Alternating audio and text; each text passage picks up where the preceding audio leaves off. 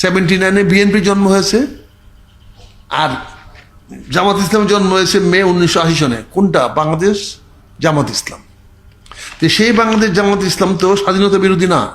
তার গঠনতন্ত্রে পরিষ্কার সে বলতেছে, যেহেতু বাংলাদেশের জনগণ ও মুক্তিযোদ্ধাদের বীরত্বপূর্ণ সংগ্রামের মধ্যে দিয়ে বাংলাদেশ বিশ্বের মানচিত্রে স্বাধীন সার্বভৌম জাতিরাষ্ট্রের মর্যাদা লাভ করিতেছে, সেহেতু এই সকল মৌলিক বিশ্বাস চেতনার ভিত্তিতে শোষণমুক্ত ন্যায় ও ইনসাফ ভিত্তিক সমাজ গঠনের মহান উদ্দেশ্যে বাংলাদেশ জাতীয়তাবাদী বাংলাদেশ জামাতে ইসলামীর এই গঠনতন্ত্র প্রণীত ও প্রবর্তিত হইল।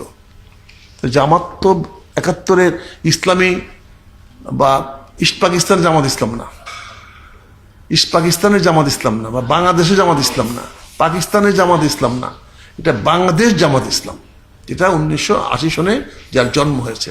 এবং যারা মুক্তিযুদ্ধকে স্বীকার করে, যারা মনে করে যে বাংলাদেশের মুক্তিযুদ্ধের মাধ্যমে একটা জাতি রাষ্ট্র তৈরি হয়েছে, তো তারা তো স্বীকার করে। তাহলে আমরা কেন তাদের বিরুদ্ধে মিথ্যা অভিযোগগুলো আনতেছি? আজকে যারা জামাত করে তারা তো এই প্রজন্মের মানুষ, যারা জন্মগ্রহণ করেছে বাংলাদেশে। আপনি তো মুক্তিযুদ্ধ দেখেন নাই, তা আপনি গল্প বলে মুক্তিযুদ্ধ বললে তো হবে না। আমরা গল্প কে কতটুকু সত্য গল্প বলেছি, লক্ষ লক্ষ মানুষ কোথায় আমরা খুঁজে পাচ্ছি না। আজকে এই যে আওয়ামী লীগ 47,000 লোককে যে ভাতা দিয়ে গেল, এই লোকগুলা কোথায়? এই সার্টিফিকেট দিল, সার্টিফিকেট লোকগুলা কোথায়? এতগুলো লোক কোথায় আমরা পাচ্ছি? তো এই কথাগুলো আমরা এতদিন বলতে পারি নাই, কারণ আমার বিএনপিতে আলিমের মতো লোক এসে বিএনপিতে অংশগ্রহণ করছে, যে আলিমকে বলা হয়েছে জয়পুরহাটের কসাই আলিম, যে মানুষকে হত্যা করত, সে আলিমকে আমরা বিএনপিতে নিয়ে আসছি। আজকে আমি বলতেছি যে জামাত ইসলাম লক্ষ লক্ষ লোক মেরেছে। আমরা কি এই স্বাধীনতা বিরোধীদের নিয়ে রাজনৈতিক দল করি নাই? তাহলে আজকে আপনি এগুলো কেন বলছেন?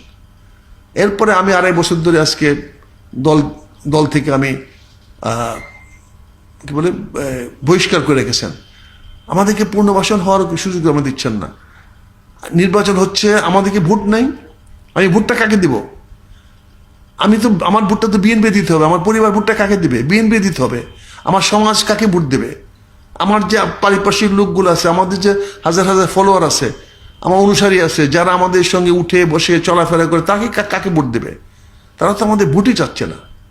তাহলে আমরা একটা আত্মপরিচয়হীন হয়ে যাচ্ছি, আমাদের কোনো খবর নাই, আমাদের কোনো পরিচয় নাই। ফলে আমরা বিষয়টাকে সিরিয়াসলি চিন্তা করেছি, করে আমরা আজকে, যেহেতু আমি সকাল 9টার সময় জামাতের আমির ডক্টর শফিকুর রহমান সাহেবের এখানে, রহমান সাহেবের কাছে এখানে আমার চার দাওয়াত ছিল। As a matter of fact গতকালকে ছিল, আমরা সে গতকালকে করতে পারিনি হাদির এই ঘটনার কারণে। আজকে গেলাম, কথা বললাম, কথা বলে পরে আমরা সিদ্ধান্ত নিলাম যে আমি এই দলে অংশগ্রহণ করব। আর যেহেতু দলটি স্বাধীনতা বিরোধী না, যেহেতু দলটি স্বাধীনতা মুক্তিযুদ্ধকে স্বীকার করে, এবং এই দলটি কোনো অবস্থাতেই 71-এ মুক্তিযুদ্ধের সময় বাংলাদেশের কোনো মানুষকে হত্যা করে নাই,